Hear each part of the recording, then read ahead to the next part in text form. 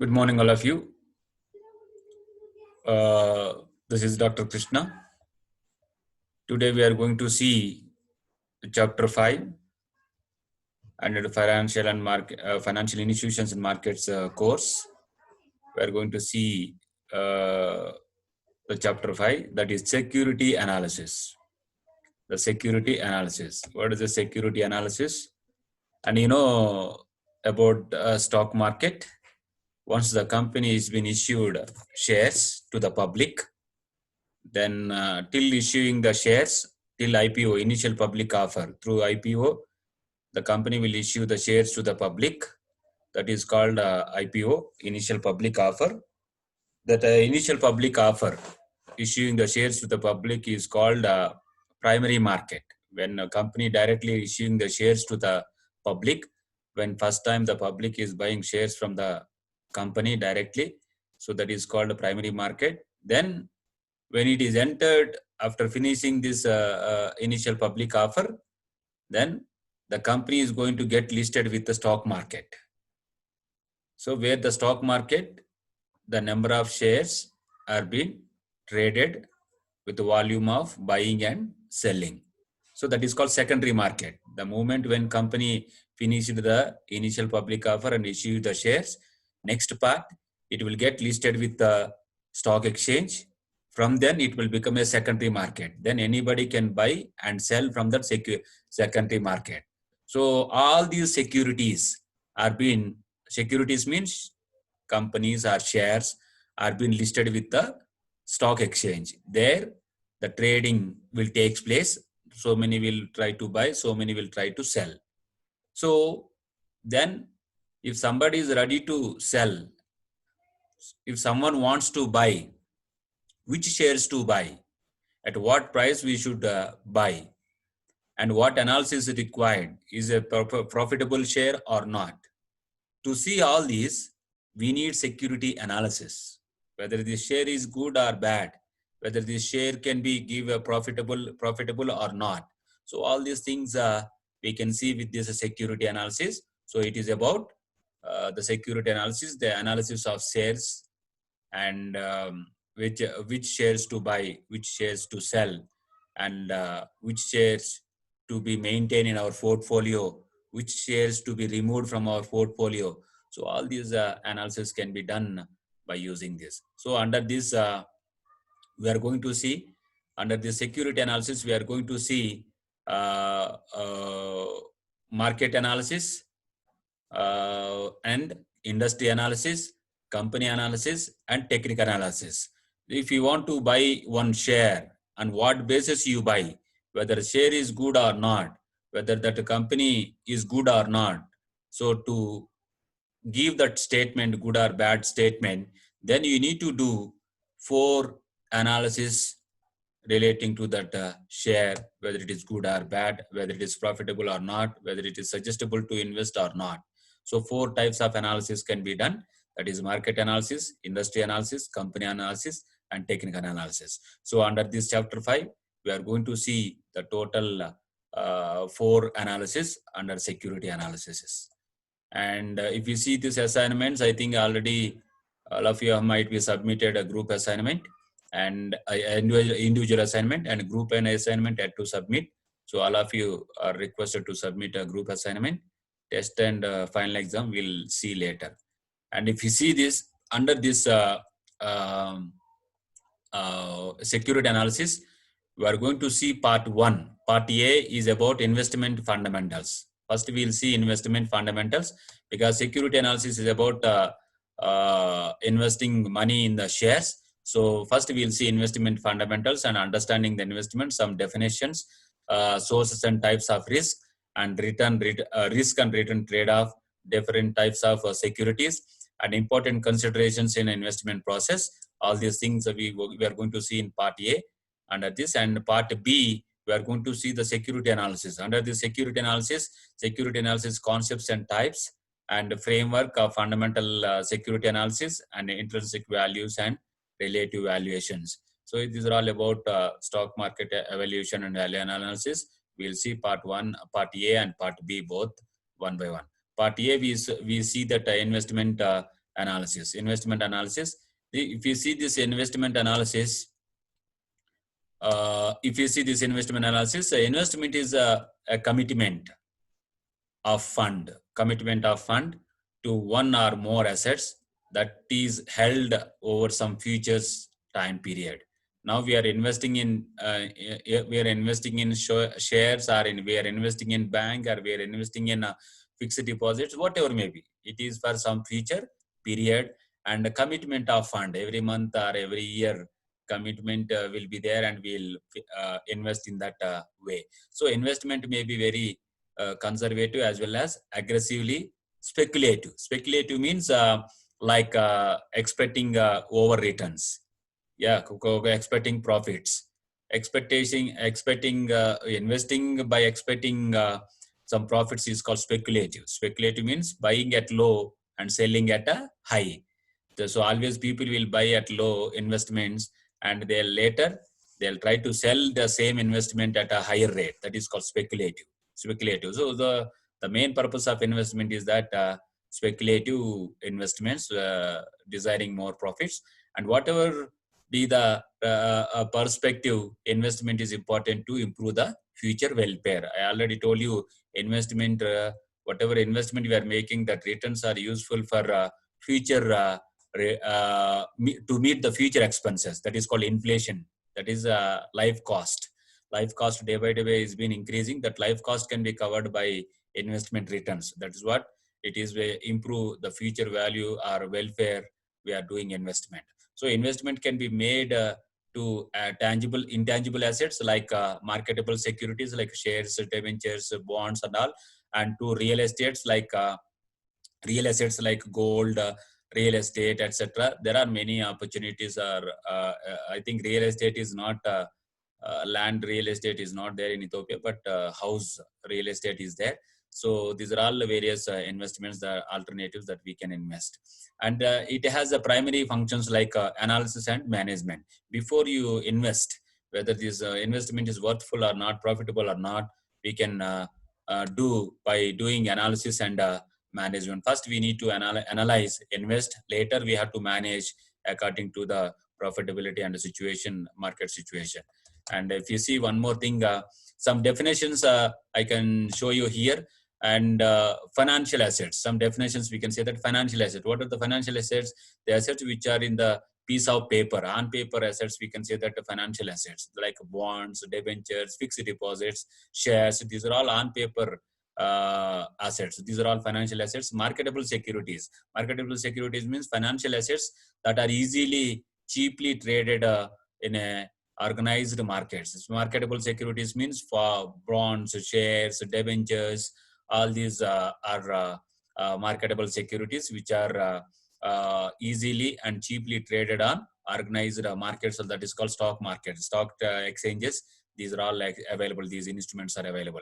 And portfolio, I already told you, the group of securities held in by an investor is called a portfolio. And external expected return. What is that expected return? Investors invest with the hope to earn a return by holding a investment over and certain time period. Investment, yes, it is definitely it is a return based. Expected return means the return which we are expecting on our investments for a certain period, time period. The realized return. The realized return is that the rate of return that is earned after maturity of investment in a period. So, say for example, bonds you invested. Bonds are share market you invested by expecting that 10% return. When you sell off that, your return may not be 10%. It may be below for 10% or 7% or 5%. So realized return always in dilemma, and it is uncertain, and realized return is uncertain return which we expect, but expected return may be deviated from your expected return. Actual results may be deviated from your expected return. So that is one thing. And risk, the chance of expected return may not be achieved by the reality. So realized return actually what we got. Then risk is that whatever we are expecting the return, that may not be really possible, and it may deviate from the expected return. That is called risk. And one more thing, if you see this here, risk-free rate of return. Risk-free rate of return, a return on riskless assets. Say, for example, bonds are riskless assets, fixed deposits, riskless assets, because it is guaranteed by the bank, and the bank is being guaranteed by central government. So that's why risk-free rate of return, a return on a risk-less assets, often proxies by the rate of return. Let's say, for example, treasury bills, which are being issued by the central bank for the, on behalf of central government to raise money from the public to facilitate the government activities. Central bank will issue the treasury bills to the public to raise the money for the central government. So the treasury bills, fixed deposit, these are all a risk-free rate of return it has. The face value or par value or a stated value. What is this? And the value which corporations issue the shares. I already told you the amount of capital is been divided into small units is called a share. So if you want 100,000 shares, 100,000 by 10, if you keep 100,000 by 10, if you keep 10,000 will come 10,000 shares if you issue. So the dividing the small capital into small units is called share, and the value of share being issued at a face value.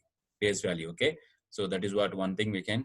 And book value, the accounting value of equity as shown in a balance sheet. Whatever the balance sheet values that we are showing in our balance sheet, all those balance sheet values we can call it as a book value. That is about different definitions that we can say that. And risk and types of risk. What is this risk and types of risk? Source of risk is that interest rate risk. You know that risk that is been there, interest rate risk. Interest rate risk means if interest rate is higher, if interest rate is higher, the the companies has to pay more interest for their loans. When they are paying more interest rates, their returns may affect on profitability of the company. The profitability of the company may affect share market, and share market may affect your investment on shares. So like this, interest rate risk is there. And market risk. Market risk is the possibility of an investor experiencing the losses due to the factors that affect overall performance of the financial market. Say, for example, now coronavirus is there. Because of this coronavirus, all stock markets are getting affected. When total stock market, worldwide stock market are affecting, and your country, your company share also may be affected. So market risk is a possibility of the investor experiencing the losses due to the factors that affect overall performance of the financial markets. So due to overall financial markets influence, your your share may also affect, your company also may affect. That is called market risk. And inflation risk, already know, purchasing power risk. When purchasing power, when inflation rate is higher, the product of goods and services may be higher. So when the goods and services cost is higher, then sales movement would be less. When sales movement would be less, then company profits would be less. When company profits would be less, your share performance would be less. Then like that, your investment in shares will get affect. So like this, inflation risk, that is purchasing power risk also there under security analysis. And business risk, I already know that business risk refers to the treat to the company's ability to achieve the financial goals. Business risk means due to the heavy competition, due to the lack of management, and due to the lack of poor decision makings, the business is unable to do its business, and it is unable to achieve its financial goals. That is a internal problem. That is due to competition, due to heavy costs, due to labor strikes, due to lack of material. The business may not do well. Inefficient management also one of the cause for business risk. So if it is a business risk, automatically it may influence on your share market, and your share investment may get affect.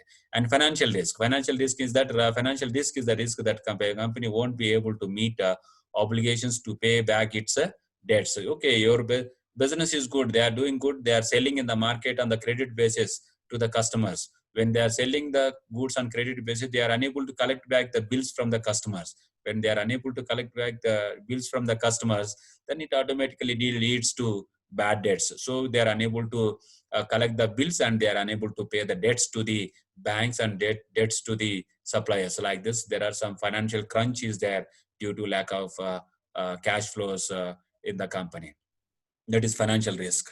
And one more thing, the liquidity risk. Liquidity risk means unable to sell the goods and make the cash. Liquidity risk, you have a huge stock, you have a huge raw material, a huge finished stock, but you are unable to sell in the market. When you are unable to sell in the market, then it leads to liquidity risk. Then because cash flow problems will be arised.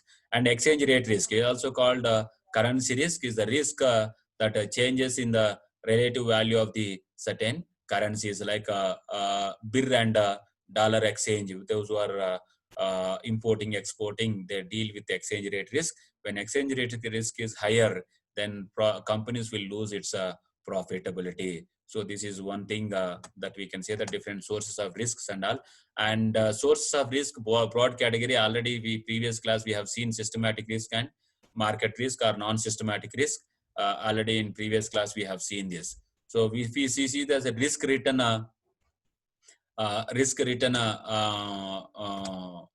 a trade-off, different types of securities, various types of securities, like equity securities. Maybe equity means shares. There are two types of shares are there. One is that ordinary shares or common shares, gives a real ownership.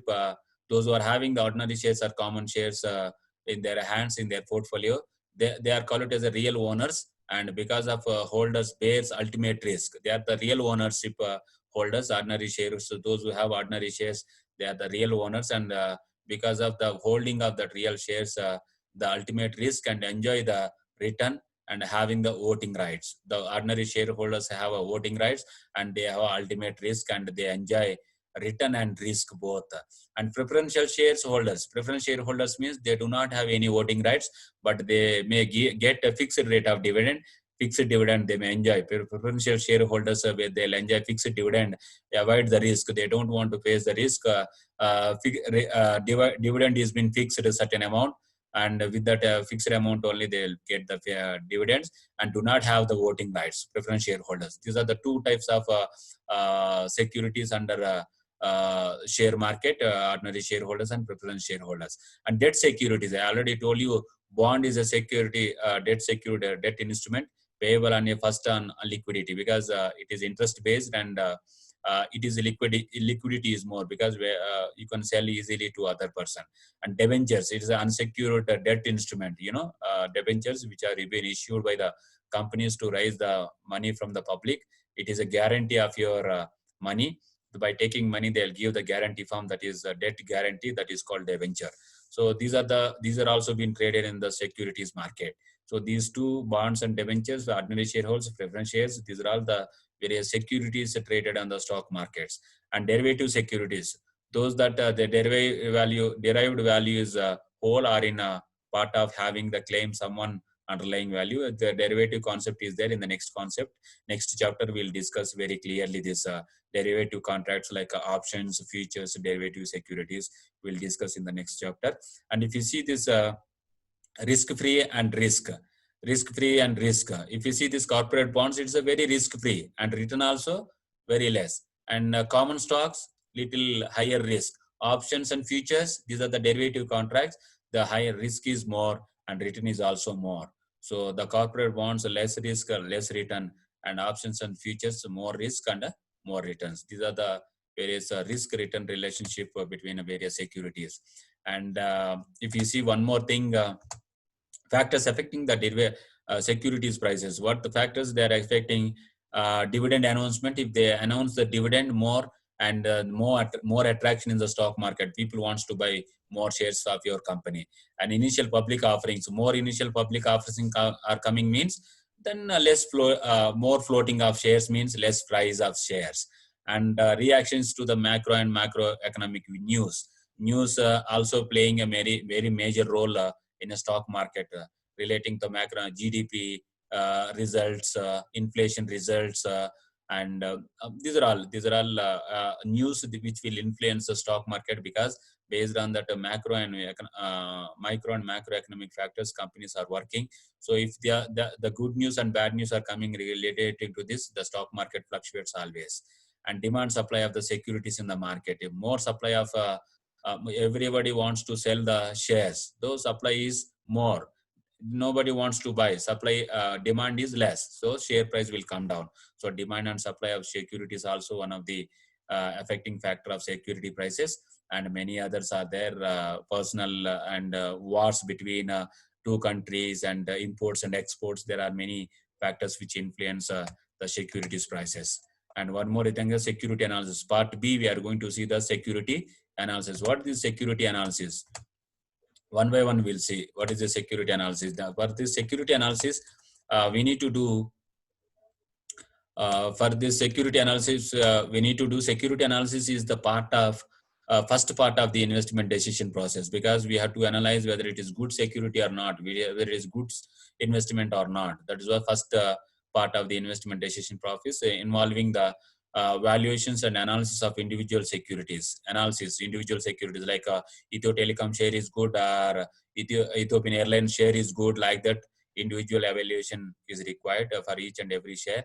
And two basic approaches of security analysis are fundamental analysis and technical analysis.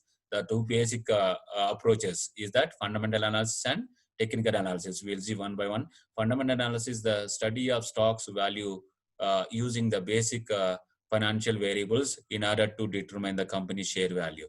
Fundamental analysis can be done whether this company share is good or not. It can be analyzed by taking the variables, various variables like sales. If sales trend is good, share price is good. If profit margin is good, share price is good. If depreciation and tax rate is less, then share price would be good.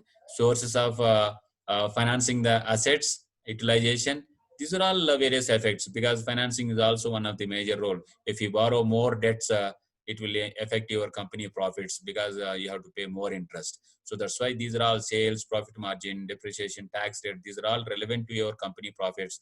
These margins will influence your company profits.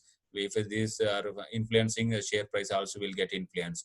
And additional analysis is that could be analyzed a company competitive position, whether it is effective competition is giving or not in the industry.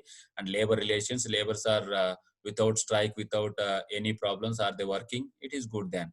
And technological changes, changing the frequent new machineries to enhance the production capacities, this is one thing. And management and foreign competition, whether they are doing a foreign business or not. These are all the various internal factors which are the fundamental, which is a part of the fundamental analysis to buy a good share or analyzing a good share. And technical analysis, one more thing is that technical analysis.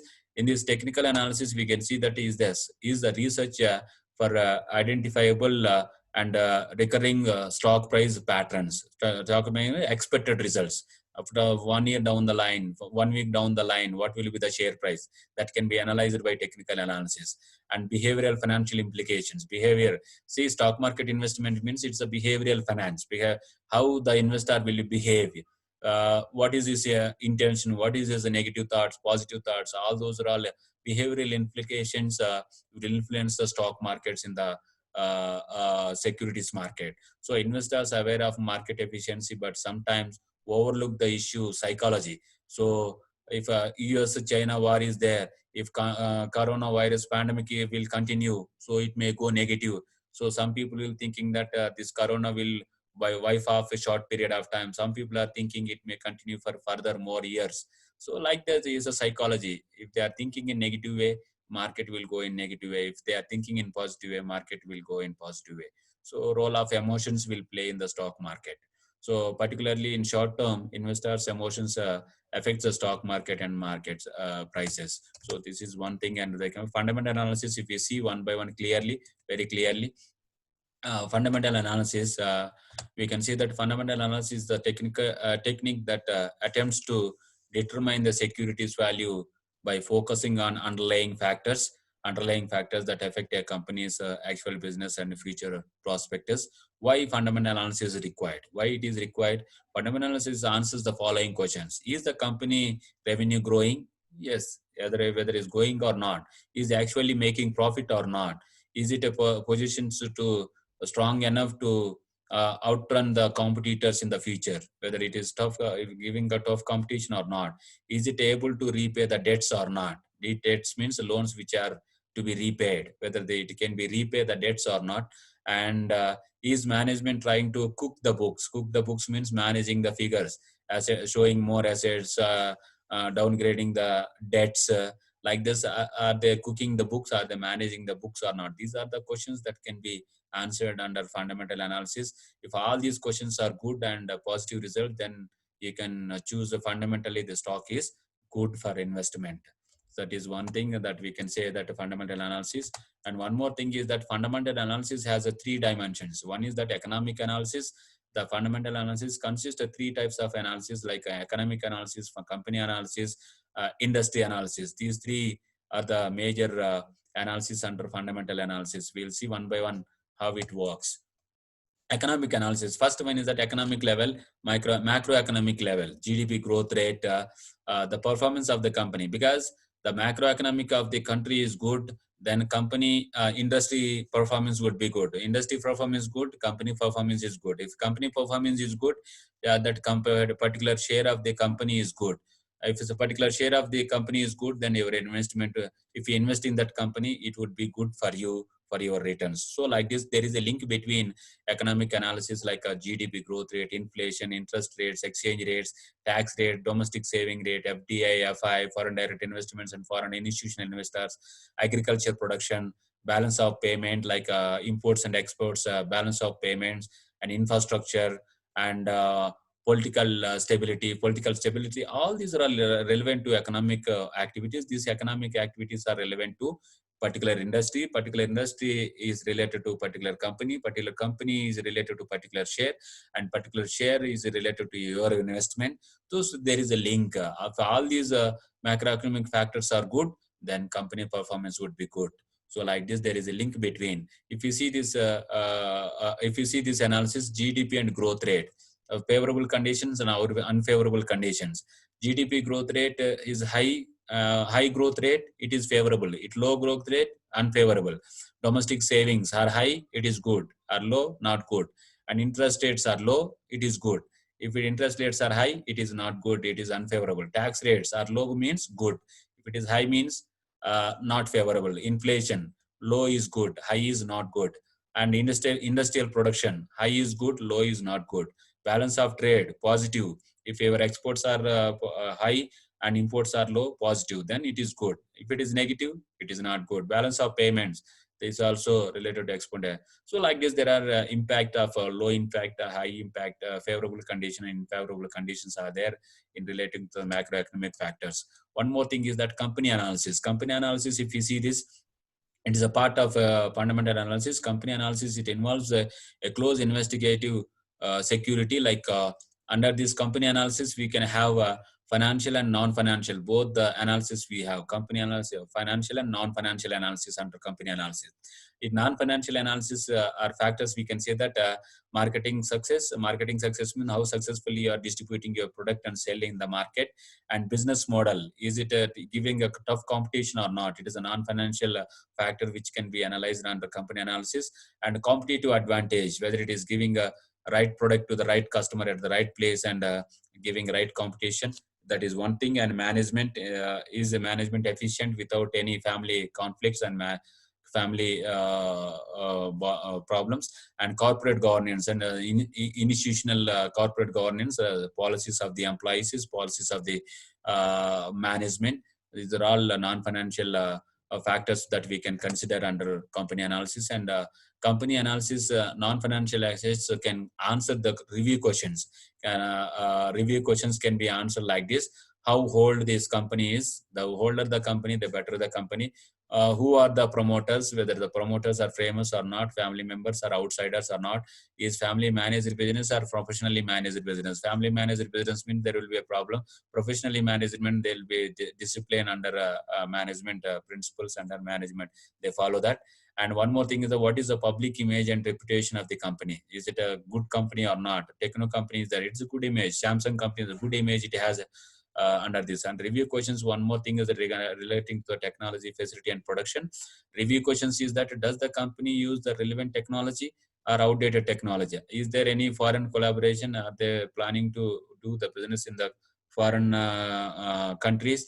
And are the production facilities are well balanced or not? Production facilities are good or not? So these are all the various questions that can be answered under the financial company analysis under non-financial factors. Under the non-financial factors, one more thing is the technical analysis. What is this technical analysis? What it is talking about? What it is talking about? So introduction, should I take the long position or should I take the short position? What is going to be price tomorrow, next week and next year? Long position means buying, short position means selling. Whether shall I buy or sell? I buy or sell? I sell the share by tomorrow. What will be the price of tomorrow? What is the price of the next week, next year? These are all questions can be answered by technical analysis. It is forecasting the information by graphs, by taking graphs or bar graphs and candlesticks. There are many techniques to expect the results of the price of the share. And technical analysis to attempt the forecast the stock prices on the basis of the market derived data. On the basis of the data availability, they will forecast the share price down the line, next week, down the next year, like that. And technicians are also called quantitative analysts. Quantitative analysts means they'll analyze by taking the available data, they'll estimate the price for the future period. And what wiki says, they are giving a different definitions for the securities market and technical analysis. Just you read these definitions. Simply they are giving. Simply technical analysis means forecasting, whether we're forecasting the tomorrow's price or next week price or next year price by available data, by taking available data. And how do technical analysis will done?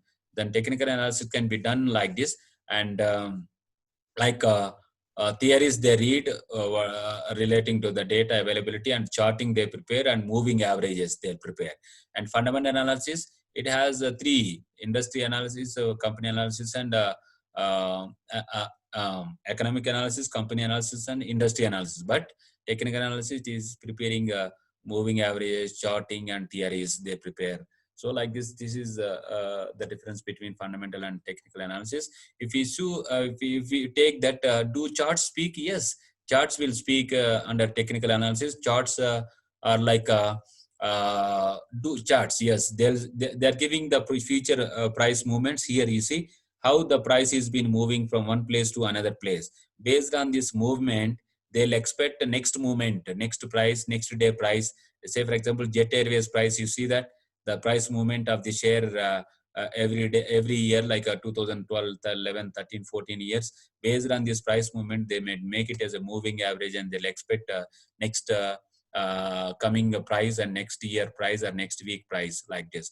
And different kinds of charts are being used for forecasting the share price. Line charts, that already you know, that bar charts which will come, and candlesticks. This is a new way of charting. A candlestick, we'll see in the next chapter, next slide, what is this candle chart.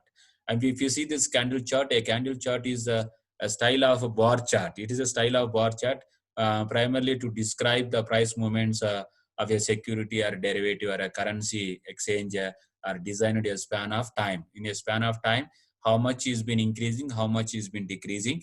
The span of time, they will see this candlestick. It is a combination of line chart and bar chart. It is a combination of line chart and bar chart. It is been coming.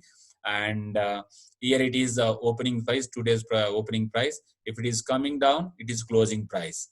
So if it is high, then opening and closing, like this, opening and closing. It may do the candle chart. We'll see one by one. You see, in a day, in a 5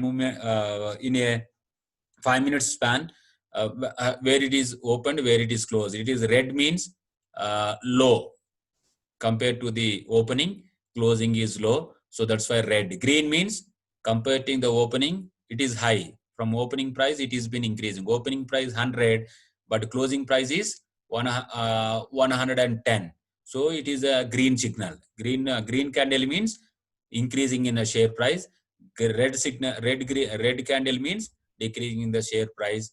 For every moment, every 30 minutes, every 40 minutes, every 1 hour, they give one candlesticks. If it is red stange, how much low it is. If it is green, how much high it is.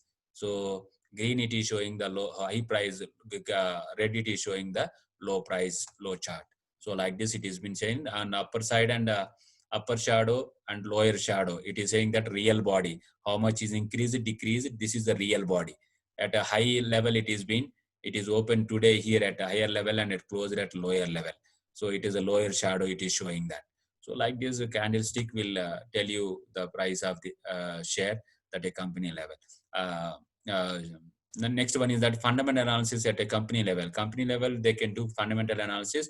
It can be done. With there are two basic approaches for the valuation of the common stock using the fundamental analysis, which are intrinsic value, whether the intrinsic value has been increasing or decreasing. Decreasing means intrinsic value means discounted cash flow. After this future cash flows are being discounted, whatever the net value is coming, that is called intrinsic value. If your net value after discounting the future cash flows, if it is coming in a positive, that is a good sign for the good intrinsic value. After deducting the future cash flows, discounted cash flows, we can say that. Relative valuation model.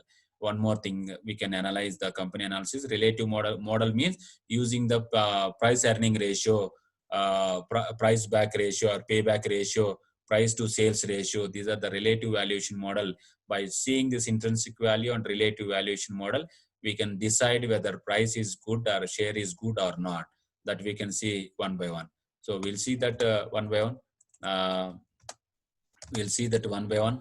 Relative valuation technique uses companies to determine the stock value by calculating the measures that a PE ratio. What is this PE ratio? Price earning ratio. In relative valuation, investors use the several different ratios such as PE ratio. What is this PE ratio to determine this? The PE ratio is the price earnings to ratio, looks at the relationship between the stock price and the company's earnings. Stock price and the company's earnings. It is the value. It is showing that the stock price and the company's earnings.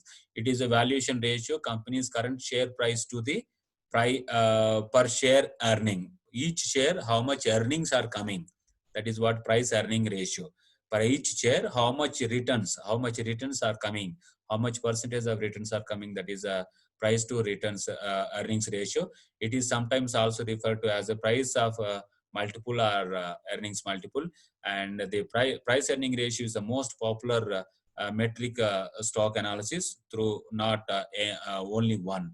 Based on this PE ratio only, they decide whether to buy or not. And PE ratio is calculated like this. PE ratio can be calculated the market value per share by annual earnings per share. So market value per share is a numerator, is the current market price of the single share, today's price. And annual earnings per share, denominator. Annual earnings means this can be calculated by net income by number of shares. What is the net income by number of shares? That is called EPS. So this is what we can say that market value of a number of shares. This is what the calculation of the PE ratio.